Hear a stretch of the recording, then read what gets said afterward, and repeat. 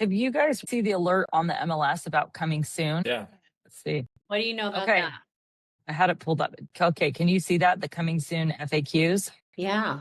Okay, perfect. So I wanted to just go over this and then one other change on the MLS, especially since we're all Utah people. This is so great for today. And talk about how we can use this to our advantage. David, even you with because are you able to list, you're able to list properties. Do you do that yourself or does that happen No, in-house? it's all in-house. It's all Edge. Okay. Well, maybe you can have the edge person use, a strategy that's to your advantage too. So the David, coming soon. you can list homes. Like if someone's buying an Edge home, you can list their home, correct? No. Oh, No, they can't. Oh, you should call us when you have someone who needs to buy a home. Yeah, Dave. We'd all be happy to help you out, David. It'll be a 6-way split. We're gonna have to fight Spencer. Spencer, we know you have first dibs. Give us the At the bottom of his list. We'll take the breadcrumbs. You can see how you treat me on our bike rides together. Then you'd understand. the next time you have a mobile home or a listing in Madison. Let us know. Mobile home. Okay, so I was reading through these because I was super excited. We have not been allowed to list coming soons before in Utah. This is a new thing for us. And in other markets, this has been a huge marketing strategy.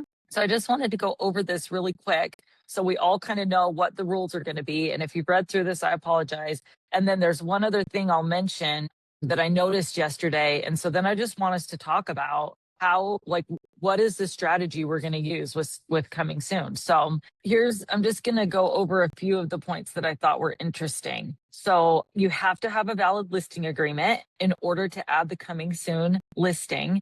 So I'm not sure if they're still going to make us sign the, what's that form called? The pre-mark when you're not listing it within a couple days. MLS exclusion form. I don't know if they'll change that or what they're going to do. So I actually called the MLS on a different property a month or two ago about that form. And if you go into the MLS and there's a button you click or whatever, you do it on the MLS, they actually don't even need that form at all anymore. They haven't for interesting. months and months, I guess. So what button are you clicking? I should have dove into that more before I spoke up. I don't remember, but Okay. I did call the MLS and I'm like, hey, what's going on? My broker says I may need this, blah, blah, blah. And they're like, no, we don't need that. That's completely irrelevant now. So I'm sure Aaron will dive into this. Well, it's got to be when you submit in the tools or something. We'll come back to that in a minute. Yeah, but I'll get an answer and come back in 2 weeks. So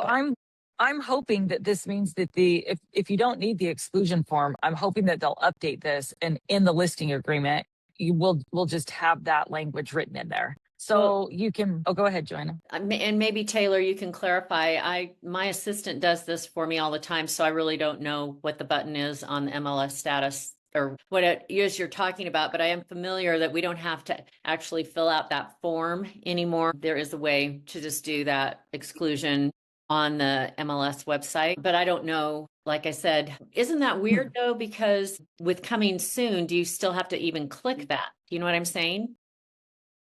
Yeah, that's what I'm hoping they'll change. It would make sense just to change it so that you have a listing agreement. Yeah. And you're already marketing it. It's just got a different status, kind of like the active show, right? You know, you don't have to really do any paperwork on that. So with the coming soon too, do the days on market still not start until it's active? But you're getting previews essentially. Correct. Days on market don't start until it's active. You can mark it as coming soon and then switch it to active, but you cannot make a listing active and then change it to coming soon. Right. So, and you also have to include the date that the listing will be available for showings. You cannot put that date past 21 days. So 21 days out from when you mark it coming soon. But I feel like 21 days is a long time to have something listed as coming soon. From a strategic standpoint, I think if you do more than 7 days, you're biting yourself. I just think people would I get would think tired so as well. waiting Because emotionally. wouldn't you want to kind of put that out there? Then maybe if you do open houses, have that open house 7 days, go For active sure. and then. I think that'd be a great strategy. Yeah. That's what I thought, because you know how they changed it so you have to say seller requests no showings prior to Right. the open. I'm like, that's going to go away. Now it will just be coming soon, show, and then it will be active, and you could put in the remarks, showings begin Saturday at 10 a.m. You know, so that's kind of how I am I hoping think this that's will a really strong marketing tool, because if you do a coming soon, then you also maybe start like a social media ad that it's also coming soon. You're getting as many eyes on it Exactly. as you can within the first 7 days. I agree. I wouldn't go Right. longer than that. But I just feel like that's a really strong starting point. I agree. The next thing is that you can change it to active sooner if you want to. So if you make it coming soon for 7 days and decide on the 4th day you want to make it active, you can. You cannot show the property at all to anyone while it's in coming soon status. It has to be active in order to show it, which to me, I'm like, here we go again with, the MLSs and associations of realtors trying to have too much control over what a seller can or can't do. Yeah. I think that's a little bit overstepping to say you cannot show the property if it's in coming soon status, but it Is does that to say keep it from being like a pocket listing where it's sold before it's even on market, essentially? correct. So if you're a part of the MLS and we have that agreement that we're going to share information, that's a part of being on the MLS, that it's a courtesy to the other agents that if you're going to have it as coming soon, you're not going to allow private showings. And I think that's probably also a way to prevent agents from just trying to double end everything and cut out it's that reciprocity and that sharing agreement of being a part of the MLS. So, And one more thing, if you scroll up a little bit, going back to the 21 days, one thing I like about this is that if you put it on coming soon and then put a date, or it's going to hit the market Friday or whatever, the MLS will automatically change the listing status. So you don't have to worry about going back in there and being like, oh, I got to remember Friday morning to change it. You set that when you put it on the market as coming soon, and then the MLS will automatically change it, which I love. correct. Yeah. You do not have to have photos in the coming soon status. And I liked this because you could put just a couple key photos to like kind of tease the house without showing the whole house to get people curious, and then add more later on if you wanted to, just to keep people coming back for looking at the house. This is the days on market thing. So no, the days on market do not count while they're in the coming soon status. If you make changes to a listing, such as price changes, they do not show on the MLS history until the property is listed as active.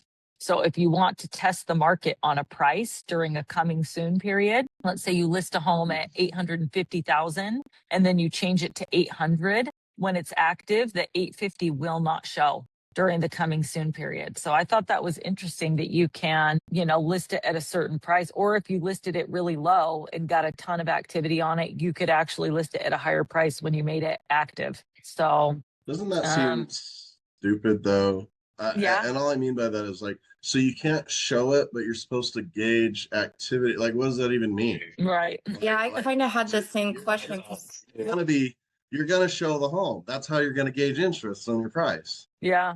Which I think it's pretty smart that they structured it this way, because it's going to keep people from keeping homes in coming soon status for too long, because it's a hassle to have it listed as coming soon for too long. And it really does prevent shady agents from trying to double end every deal, because it will end up, they're not representing their seller ethically, possibly.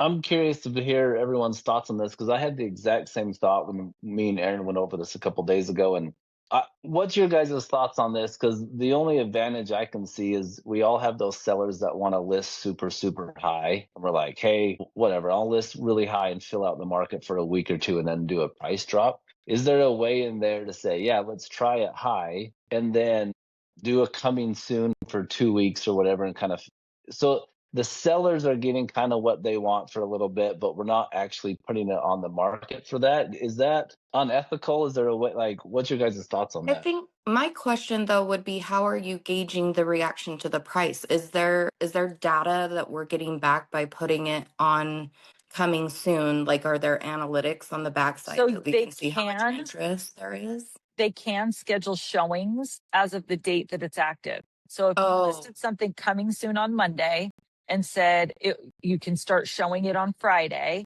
and then you opened up a line showing so they could start scheduling Friday and Saturday, Monday through Thursday, you could be having conversation with your seller like, hey, we don't have any showings lined up for this weekend. The price is probably too high. So I think that's a really good point, Taylor, that if you have someone who's really pushing for a higher price and they think their home is worth more, this is a really great way to say you have 4 days. And if we don't have any showings with your price, do you agree to list at the recommended price? It won't, it won't harm. And maybe you don't even word it like that. I'd have to figure out the No, language to something use like around that it. though. Yeah. But it is yeah, a good way that to could keep be. that time period short for them Mhm. and explain to them that if they let it go, if they let their price go into the active status, then it's going to be recorded. But as long as it's not on active status, it won't harm them from a listing position. The other thing that comes to mind about that, Erin, is that that's a really great way.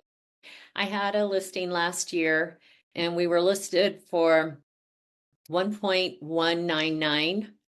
And when we hit the active button, when we put the listing on, we had a typo and Oh, it listed for 1.169. And anyway, I just was thinking about that because there's nothing I could do to go back and change that. I couldn't change it on the MLS history. It looked like we started at 1.169, then we raised it. And this would be a really great, it's not really a way to proof your listing, but it kind of is. You know what I'm saying? If you had to make any changes, whether it's to the price or the description or whatever it is, it gives you that opportunity to do that. yeah, absolutely. I think too, Joanna, I've done that before and I reached out to the MLS and they deleted the old number Oh, they did? for me. I told them that it was Okay, an well now error I and it know. was, Thanks. they did, they deleted it for me. Yeah, Well, sorry. that was my Sorry, I my wasn't in the I was office gonna to say chat with you about it at the time.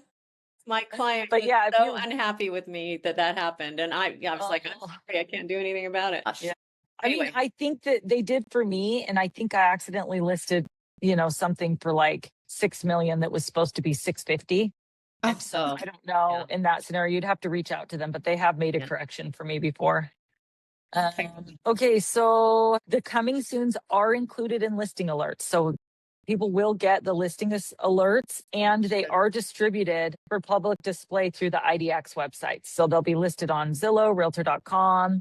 They'll show up in the emails. You can share them with clients. So it's on the MLS. It's a shareable property. You can put a sign in the yard while the listing is in coming soon status. So previously we could only have a sign in the yard for like a day before our listing went live. Now we can have it up to 21 days in the wow. yard. I mean, there's just some things that for convenience as a realtor, this is really, really, it makes our job easier in so many ways to give us the flexibility that we need when listing homes. So overall, I'm really excited about it. You can schedule an open house as long as the open house takes place on or after the active date. So you can have it scheduled. You just can't host it until it's active. You cannot have one while it's in coming soon status. And you can accept an offer on the property while it's in coming soon status. However, you cannot show the property while it's in coming soon status. And so someone would be submitting an offer sight unseen in most cases, but you are allowed to. And with the seller's consent, you can hide listings from public display using the data distribution. Okay. So the other thing that I noticed that I'll mention really quick, I had a listing yesterday that I made live and I noticed a change that when you're on the very last page ready to submit your listing to the MLS, there's a box that asks you, do you want to share this IDX feed with realtor.com? And so previously it would Wow. automatically share with realtor.com. But now because of the agreements that have been made with Zillow and with Redfin, I can't remember if it's Compass that made those agreements, but there are brokerages who have made some agreements with third parties that those are in place with realtor.com. They're not, realtor.com is one of the few that's not in an exclusive agreement. They're in non-exclusive agreements. So you have to select the button That's that crazy. goes to realtor.com. The other thing I want to mention, and then I want to open this up to everyone even more, is and I might have said this last week, I can't remember, but a couple weeks ago, or about a month ago, I started updating my realtor.com profile. Did I tell you guys this? Yeah. And I added like my video and everything. So I was like, that's real important for me to make sure that my listings go out to realtor.com. Spencer, you weren't here for this, but I finished building out my entire profile on realtor.com and put like a YouTube video linked to it with an introduction of myself. And I have organically been getting leads from realtor.com just from finishing my profile. Yeah. Amazing. So I need to go do my other profiles, but I haven't gotten to it yet, but finished my Zillow profile with a video introducing myself. And one of the leads, it was literally, hey, I want to go look at this property in American Fork. I met her on a Saturday, showed her that it was a townhome, wrote an offer on it. She's under contract closing the 30th of this month, and it was one showing. So it was like someone found a property and then they found me and looked at my profile, and that was all they needed to say, hey, can you show me this property? Not that everyone will be that way, but I'm pretty stunned that just completing a profile that took me about an hour to an hour and a half to finish for free I'm getting organic leads from it. So That's awesome. That is awesome. Okay. So I'm just curious, Erin, have you done that for all the other sites as well? And are you seeing any differences there? Not yet, because I've been too busy, Joanna. It's on It's the list of okay. things to do. Don't And apologize. it's a priority, but I haven't done it yet because I just haven't had time. Because when you have those weird blocks open up in a day and you're like, oh, I'll do this. And then you're like, wow, I should have done that 3 years ago. So it's on my list to do. I want to do my Yelp profile because Yelp, people from the West Coast use Yelp. People in Utah don't really use Yelp a lot, but for people coming from out of state, Zillow is another one. And then I was going to go do my Redfin profile and my homes.com profile. So those are the three that are on my list that I need to go. And now that I have that video on YouTube that I recorded once, I can upload that to every single profile that allows a video. So Are you, in addition to that, are you, sorry, I mean, I don't mean to interrupt, but no, go for it. are you like, I don't even know what you call it. I've never bought any leads from Zillow or anybody else, so I don't know what that type of agent is called. But do you have to be a Zillow agent or a Yelp agent in order to have a profile there and do that? No, you don't. I just have the agent profile. I don't think I pay anything for my realtor.com or my Zillow. Yeah, I think they have to have you because if you are the listing agent, they have to have you on there. So you have like a profile that they make for you unless you go in and fill it all in. Well, Does I that don't make think you might be right, Shauna, but I don't think they always show the listing agent as your agent to contact on It's Zillow. like at the very, very bottom. So they always have contact their agents first, but they do legally have to have whoever the listing agent that's good. I is. didn't know It's that. just at the very, like you have to scroll way down. Correct. Okay, And I good. think if you want to pay, it's not as expensive as it used to be. If you want to pay so that your name is listed, I think on Realtor, actually, if you click on my listing, I think it does show me as the listing agent. And I might pay a small fee for that. I can't remember. But what I really like is that Real Satisfied is linked to realtor.com. And that's why I did this profile first, because Real Satisfied is who's been collecting all my reviews. Yeah. Every brokerage that I've been with has used Real Satisfied. And so they're not on Zillow, they're not on Google, they're on realtor.com. And so Gotcha. that's why I chose this profile to go all in Gotcha. on, because I have, 15 years of reviews on here. This is the video that I created right here. And then I just went in and we talked about with AI, making sure that your profiles match what you want your niche to be. So like right now, I don't dominate the luxury real estate market in my area yet, but that's where I want to be focused is higher price point homes. And so that's how I built this out, as if I were on, the luxury agent. When people search for a luxury agent in AI, my goal is that my information is going to pop up, and it's super interesting. I had I just filled out the whole thing so that it's complete, which you can see. I had a client call me 2 days ago and say, hey, I need to sell a couple properties in Park City. And I was asking AI who I should use, and this is who it recommended. And I thought, that's interesting. So I went and I did the research to see what his sales were compared to other agents in Park City. And I was actually like, that's funny that this is who AI recommended, because he's like a very mid agent. He's not one of the top agents in her niche area that she's selling, but he's probably done the work with AI, you know, with his profiles online that he's popping up in AI. And it kind of revalidated the importance of making sure that we take the time to go in and do this, because more and more, I think people are going to be using AI over Google to search for agents. And I thought that was really interesting.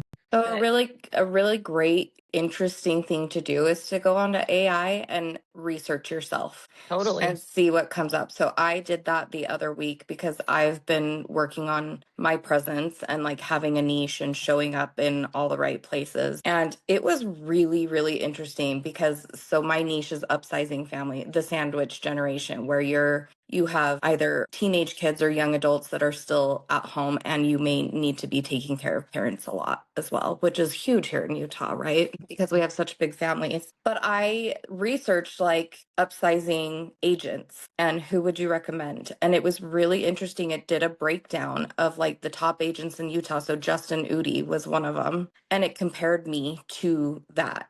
And what it said was like, well, he doesn't necessarily have a specific niche, and he does a lot of transactions, but it's going to be less personal. So if you want like the top agent, that's what you'll get, but you're not going to get personal one-on-one. If you want that, then you would go with Shauna Turner because she's more of a boutique. Like researched yourself through AI to see how you show up or where it would rate you, but I thought it was a really great way too to see, okay, where are the gaps? Where can I fill those? And what can I add as far as SEO or tag words or things like that that would make me show up better as well? Yeah, that's a really good point. And asking ChatGPT to do an audit. So if you ask ChatGPT, hey, can you audit my online presence and tell me what I need to do so that when people use ChatGPT to search for an agent, I come up as one of the top agents? It will tell you exactly what you need to do on which different profiles. And I think I mentioned that ChatGPT and Claude, I think, both reference Reddit quite a bit. So going into like searching Reddit posts for top agent in your market and then commenting your information. Like Shauna Turner is the top agent for upsizing or, you know, whatever your niche is, and provides a personal experience that's very hands-on, whatever. I think that's a really valid point, to use ChatGPT to figure out where there are holes and what you need to do to fill it in. So yeah, and it's been awesome for when you want to have a specific niche and you want to have a specific voice with specific tones and things like that, putting all of that in and then having it pump out kind of like your personal philosophy and how then you can structure your posts, your information, your free guides, all the things, like to, again, just make that all really uniform and flow really well. Can I ask a question? yeah. How many of y'all have taken any kind of AI training so that I am only familiar with AI just because of what I hear from other agents and the little bit I've used Chat GPT. Have you all, any of you taken a course or a class on AI, and would you recommend it? What would you recommend? I haven't taken. Chat. Oh, go ahead. So there's an awesome book called Prediction Machines that like it kind of, so like AI now, it's not like Skynet. It's getting really good at predictions based on inputs that it's got. So the cost of predictions approach, it's going down, and it's just an interesting thing. So if you want to understand more about AI, it's a great audiobook, and it really helps you understand it. So Prediction Machines. And then there's just a lot out there, Joanna. So I think it's worth taking a class. I've got one that I'm going to in Boise in a couple of weeks. So I'll let you know. Okay, cool. Yeah, I mean, I'm a little bit intimidated by it, I guess is the word. And I mean, I've used it a little bit, but just a little bit. And so to go in and try and figure out how to ask it to do an audit about me online and what the next steps are. Okay, and I'm sorry, I don't mean to be monopolizing all the time. If y'all want to move on, just tell me. Great. But for instance, you can use Chat GPT for free, right?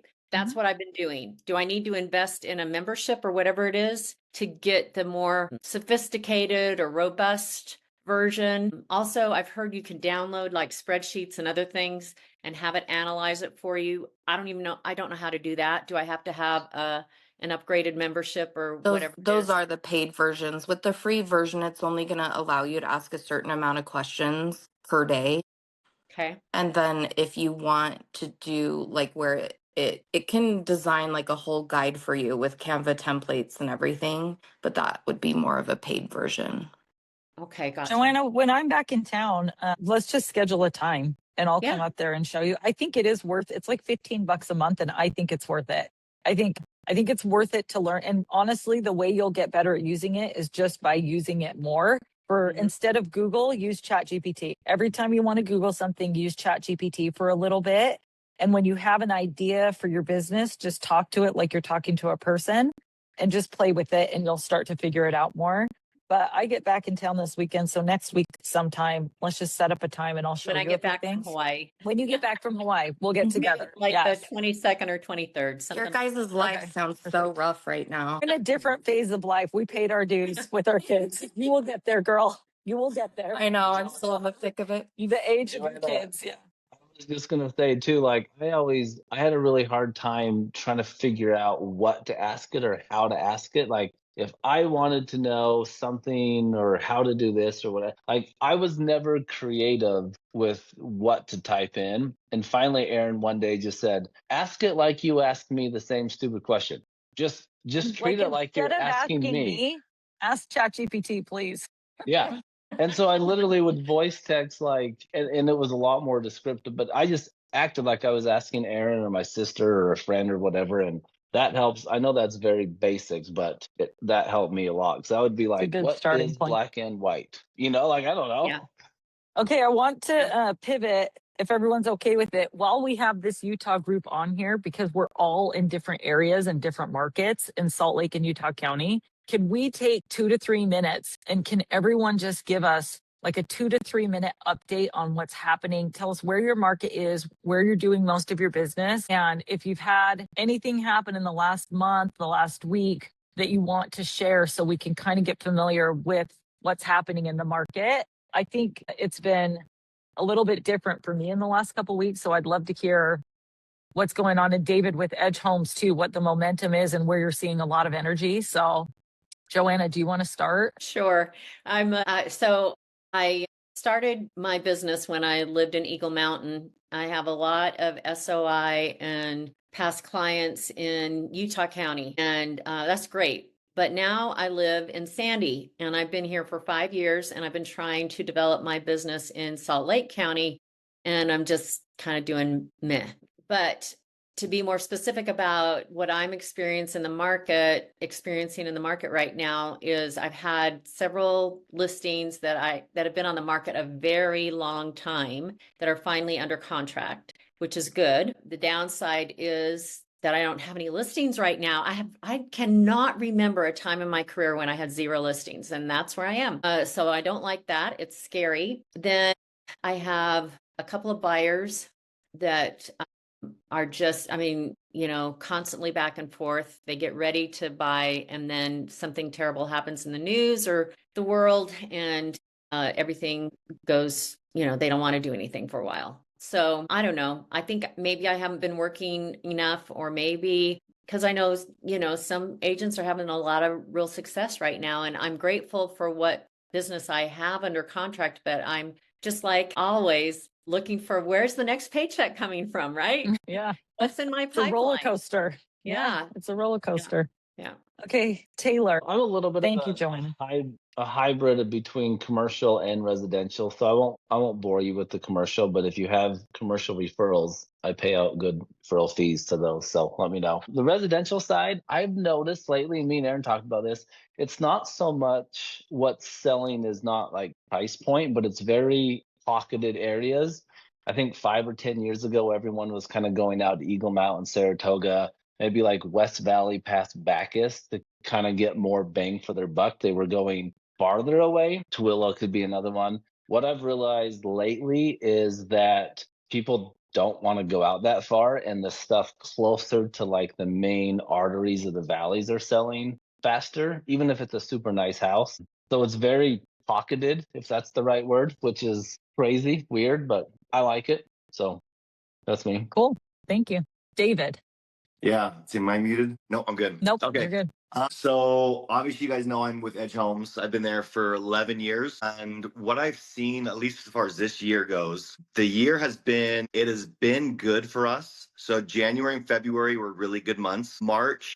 The beginning of March started to slow down a little bit for probably about 2 weeks. And then it picked back up kind of the end of March. And then going into April with spring break, it kind of slowed down a little bit. So obviously we're seeing, I think that slowdown, like everyone knows, was very much related to the war, to the interest rates, the oil prices, all that kind of stuff, right? So I think that was directly reflecting that 2 week slowdown. With Edge pushing that interest rate that I'm sure all of you guys have seen on billboards, the 1.99, that is bringing buyers in to have conversations and allowing us to discuss, kind of like what you were saying, Joanna, like they want to buy, but then something in the market happens and then they pull back. So it's allowing us to sit with them and have open conversations, run numbers, and just show them how that like 3.99 interest rate or that 2-1 buy down on top of it, how that can really affect them for those next 7 years and can really bridge that gap on maybe a temporary economic solution or economic issue that's happening right now. And so I think, like I said, that interest rate has really helped bridge that gap and continue to bring people in. And when they come in, we're able to help solve the problems that they have. And so far, Edge has continued to push that deadline out. It was the end of April. Now it's the end of May. But I think that's what I've been seeing. Obviously, having condos, townhomes, single family, we're able to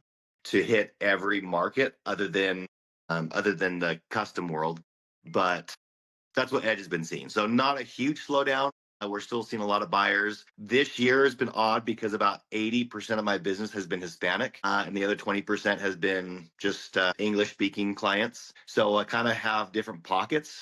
And I can't explain why one nationality or one demographic hits over the other one. But as of right now, this year has been like 80% Hispanics. Interesting. That is interesting. Very interesting. Okay, cool. I like that info. Thank you. Okay, Mike. So right now I've got 11 active listings and I've got 2 of those under contract. I'm working with one buyer. I'm about to put one of them under contract right now, and I'm spread out all over the state. So I've got some up in Davis. I've got a couple in Tooele County. So Aaron, you brought up Tooele County. That's been slow. I've got Spanish Fork. That's been slow. I've got some in the Uinta Basin. Those have been going. So people still buying homes in Vernal. And then here in the Valley, it's definitely slowed down as interest rates popped as far as showings go. So anyway, I think it's just kind of different pockets have different activity levels right now. But I really do think, I mean, interest rates literally went up over 0.5% in the last 4 weeks. Yeah. And that is like, I've got a buyer that they're actually under contract with Edge, and then they met me to sell their house. And anyway, they ended up losing earnest money because the agent at Edge, they told them they had to sell a home to buy a home, but they didn't make it contingent. So they lost their earnest money. So now I'm gonna help them buy and sell, which is good for me. But they've lost $60,000 in buying power just from the interest rate. Yeah. Wow. Yeah. Hey, Mike, congratulations on all your listings. What's working Yeah. for you now? Getting listings. What are you doing? I have just a lot of different sources, Joanne, to be honest with you. And I wish I could say it was something magic I was doing. I'm just a nerd and I'm in a lot of places. So it's a little here and a little there and a lot of SOI. That's one of the things Aaron's honestly been a great example to me, is just working my SOI. Just she's always been really good about putting on like little events like a luau and things with pools, things with dumpsters, and those are things I've started incorporating. I've started to get away from kind of some of the broker type activities that are just kind of a zoo and not really personable. So like I'm working on a barbecue right now. I ended up smoking like 8 briskets for my ward barbecue, and I was like, this is so dumb. Like, I don't even like half these people. And so I actually wrote a letter to every one of my sphere. I'm like, hey, I'm standing here, it's 3 a.m. I'm smoking a brisket, and I'm thinking, this is so stupid. Like, I should be doing this for the people I like, which is you. So if I did this barbecue, would you come? And I had all kinds of people just like, Mike, if you're smoking a brisket, Brilliant. I'm coming. So I'm working on a little barbecue event where, and honestly, even just throwing that out, like the hey, I'm thinking of doing this. Would you be interested? Just let me know if you'd be interested. I'll do it if enough people are interested. Just something like that got enough engagement. Like I took a listing and got the buy. So I got 2 transactions just out of that activity. I haven't even done the event yet. That was just me saying, hey, if I did the thing, would you be interested? Right. And I got I 2 love deals. that. I So love was that. when you say you're putting that out, is it out on social media? Are you sending email messages to all your database? I sent everyone a letter. Oh, Yeah, I sent everyone a letter. It was just like a sales letter. I'm a big Dan Kennedy fan. If you're not, and Joanna, that's something. If you say, hey, Chat GPT, write me a letter, and you always chat. It's always going to put out a first draft, so you always have to edit it. But hey, write me a letter following Dan Kennedy's problem agitate solve model, and here's the story. I'm cooking this brisket for a bunch of people I don't even like for the church, and I really would rather be doing this for people that I love and care about, which is my past clients. So I just tell it what I want it to be, and then it will spit me a rough draft, and then I edit it, and that's what I actually mailed that out to everyone. And I had clients texting me, calling me, emailing me, just Brilliant. my whole sphere saying, hey, Mike, if you did a brisket barbecue, I don't care where it is, I'm coming.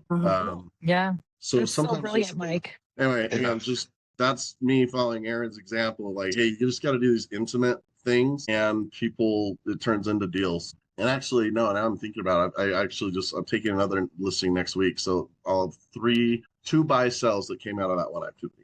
that's awesome. That That's is great. amazing. And then I'm gonna make a bunch of brisket, and then I'm gonna hire my daughter's rock band to play. Good. Can we come, Mike? I'll serve food if we can come. I'll serve brisket if I can come to the event. Amazing.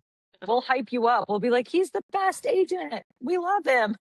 Well, and I'll I've be your done some client. other stuff. This might sound silly, but for doing these events, like I bought a bounce house, and now my 6-year-old thinks she has a bounce house. But I bought it to like do an event. So I mean, I'll hire a band, I'll do a barbecue, I'll throw it a bounce house. I bought a commercial cotton candy machine because I mean I love cotton candy, guys. So like might as well have it. Right? And you bought a carpet cleaner. Like, you were trying to give me credit. And I'm like, you've been doing this stuff for forever. You bought a carpet cleaner that you would, like, a really good one that he would let clients use to clean their carpet before they list their home.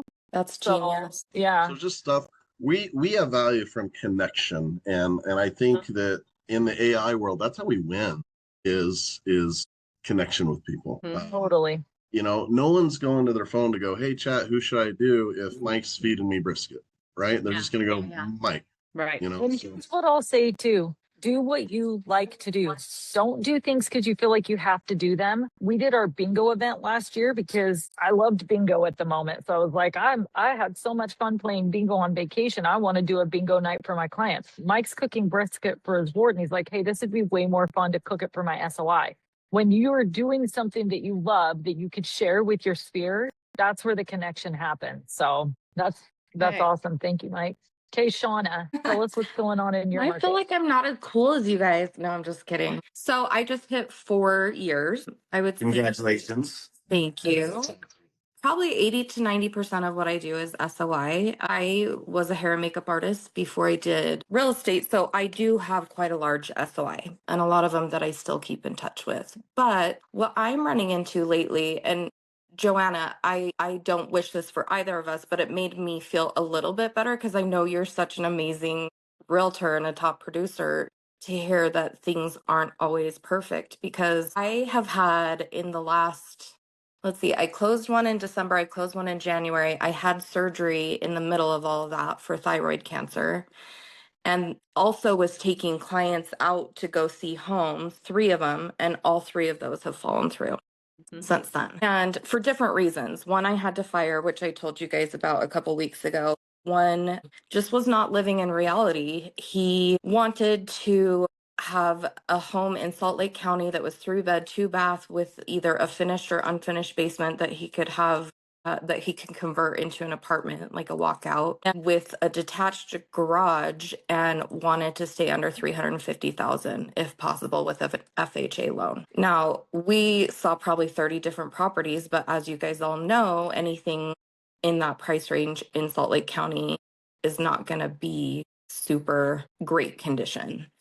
And he constantly wanted to go see things that were way above what he was pre-approved. He was pre-approved for 385. He kept wanting to see $400,000 homes and $425,000 homes because in his mind, none of them are worth that. He's a contractor. He knows how much it costs, and he would constantly underbid to the point where he was really offending a lot of the listing people, sellers, things like that. And he finally just was like, I'm not looking anymore. I'm not going to buy in this market. Didn't want to listen to anything I had to say. Didn't want to listen to like the market statistics or even showing him that land in these areas are even a lot is like 300,000 in Salt Lake County, And then I have had so many referrals from my SOI, which is so great. But all of these referrals either need really a lot of help with credit repair, or we get them to the lender and they're just not qualifying like where they want to be, or they're really scared of the market and the rates with the war and things going up. So I have a listing coming up in Holiday that we'll probably be listing next month, but she's running into, this has been her home for 30 years and they're moving out of state and she is very emotionally attached to it. So if you guys have any advice, it's been a rough couple months for me. By this time last year, I think I'd already closed 5 or 6, and I'm just not in that same place this year.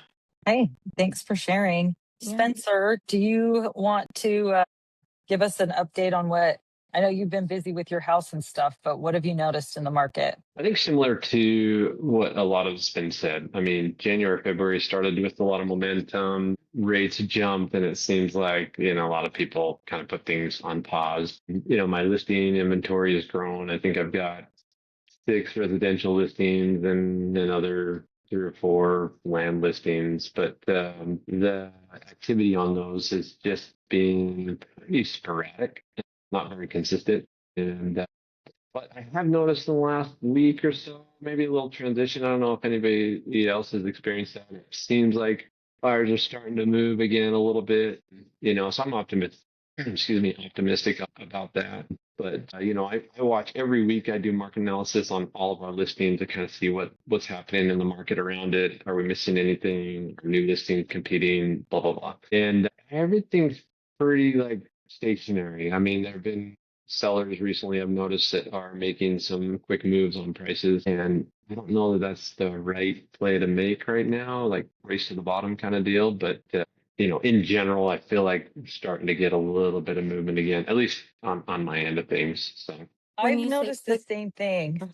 Go ahead, Shauna. I was just going to say, when you say quick moves on prices, are you meaning dropping it really fast? yeah, I'm sorry. Yeah, just a lot of pressure in the last 2 weeks. I mean, I would say, because again, I monitor this on all of our listings, forever, and it's been just one reduction here, one reduction there. The last 2 weeks, it was like just a waterfall of price reductions around us on stuff, and so I'm definitely seeing sellers get anxious, and we haven't been in this kind of market many years. And so I think sellers aren't sure how to navigate that. And we as agents, I think, have a responsibility to help them understand, what is the bigger picture? Is this normal? What to expect? And so that, and I think that this is pretty normal, but I think that it's just a matter of helping them understand, just got to give it a little bit of time. So Awesome.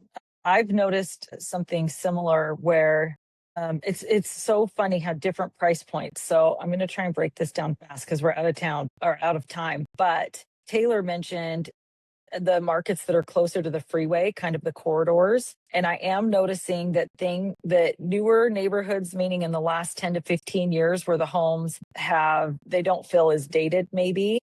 So if it's a home that's completely finished, even with an unfinished basement, I'm noticing a lot of traction on homes, townhomes that are a little bit more aged. are sitting longer. And really the bottom line of what I'm noticing is if you price the home well, if you're a little below market, I've noticed bidding wars. I just had a client this week while I was out of town. We looked at a house on Sunday, wrote an offer on Monday. It had multiple offers. There were 4 people competing. It was in Lehigh, south of Pioneer Crossing, built in 2016. Really great house, but not a perfect house. And it went for close to 790.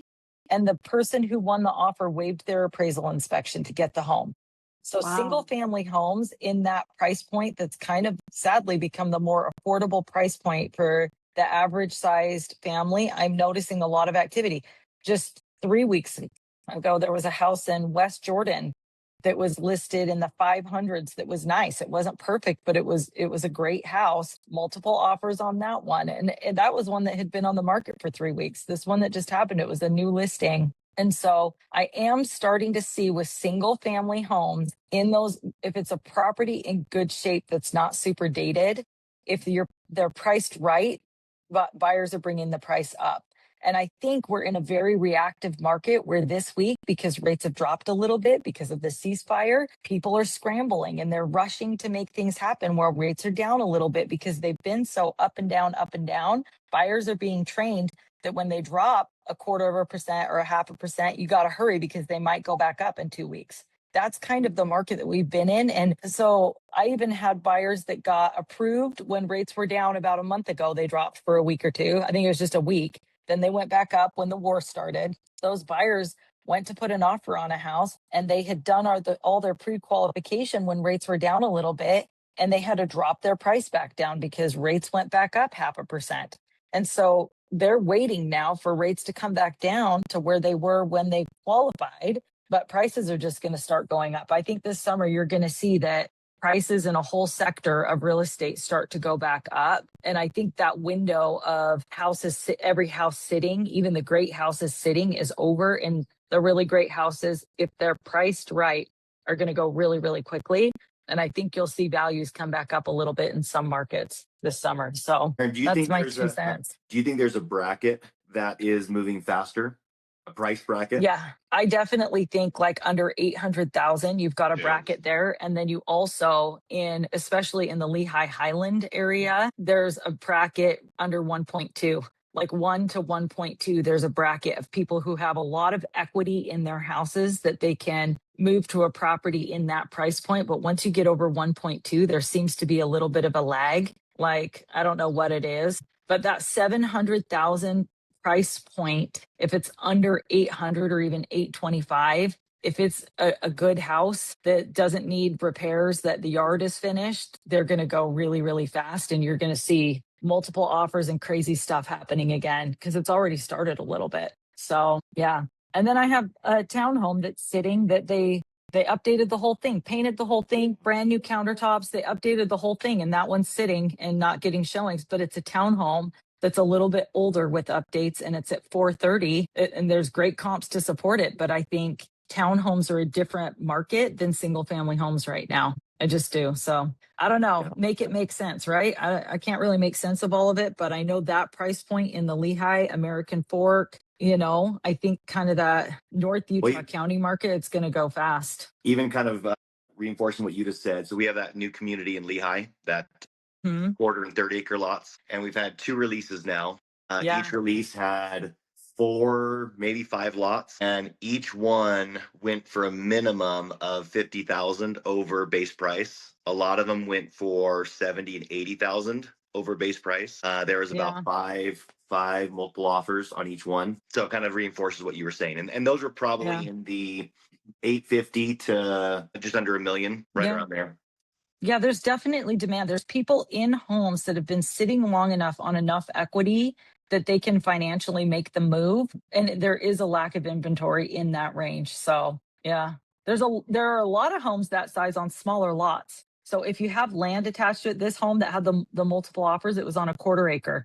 It was a nice big lot with a fire pit. If they're on bigger lots, anything on like a 1/4 acre, 1/3 acre, if it's a nice home in that price point, it's going to fly, and there will be multiple offers for sure. So Joanna, target those listings. Go through Lehigh, your old neighborhood in Lehigh where you used to live, hit up all those neighbors, because I think those houses are going to sell really, really quickly. Yeah, they're all on big lots. Let them know, write them an email or a letter or send them a video and let them know what's happening, that price point is the hot price point right now. And they, if they do it right, if they're strategic and do it right, they could be in a really good position. Aaron, do you only do Utah County? I try to. Yeah. I mean, I do end up like in South Salt Lake County sometimes, but I try to stay right in my area. Jonna, I don't really love leaving. she does Utah County, and then Taylor does her Salt Lake County. Is how, because she doesn't want to drive. I don't want to drive. She doesn't wanna I drive need to anywhere. take some good advice from you, because last year I was all over. You guys, I had stuff up in Ogden, Davis County. I had 2 in St. George. I had Tooele and Grantsville. I mean, I was everywhere last year. So I just went to a phenomenal real estate conference in Scottsdale last week. It was actually, sorry, Spencer and David, but it was for moms. It was 400 women that gathered, and they were all moms in real estate. And the lady that ran it gave the most brilliant marketing advice. She said, do just listeds, under contracts, just solds, do postcard campaigns. But instead of surrounding the area of your listing, pick your target neighborhood where you want to do business and send like 200 addresses in your target neighborhood, spam them with postcards so they can see your activity. She's like, only mail to the neighborhood you want to do business in, but send them every listing you have, send them a postcard every time it sells so that they can see that you're doing business. And it doesn't matter if it's in their neighborhood or not. All they want to know is, like, Joanna's selling a ton of homes right now. It makes you look awesome. And then you get to work in the area that you want to work. And I thought that's brilliant. I'd never heard anyone say that Yeah, before. I've never heard of that either. But it's brilliant. And if you start getting business from it and you're closing deals in that community, expand it to 300 addresses and add to your marketing if it's working. But I thought that is actually so obvious and brilliant. And why didn't I think of that? But I'm shifting some of my marketing because I had started doing just listed, just sold. And I thought of course I want to send it to the same people and do business where I want to do business. Yeah. So just market an area where you want your niche to be and just let them know how awesome you're doing and how amazing you are. Send them letters, send them postcards. As you get their email addresses and phone numbers, put them in your database and add them to your email marketing. Send them those postcards from Boomerang DM, those 2-for-1 I do coupon Boomerang. postcards. Yeah, and they love them. Yeah. So even if you sent your just listeds, just solds just to your SOI list, if you were like, I have addresses for everyone in my SOI. I'm just going to send my just listeds and just solds to my entire SOI every month. And then the people that you want to work with are seeing that you're actively selling a lot of real estate. So that's brilliant. Anyway. I guess I would have assumed that was spamming them, but I guess it's not. It's just showing them. I mean, they're going to throw it away, but they're going to see your face over and over and over again.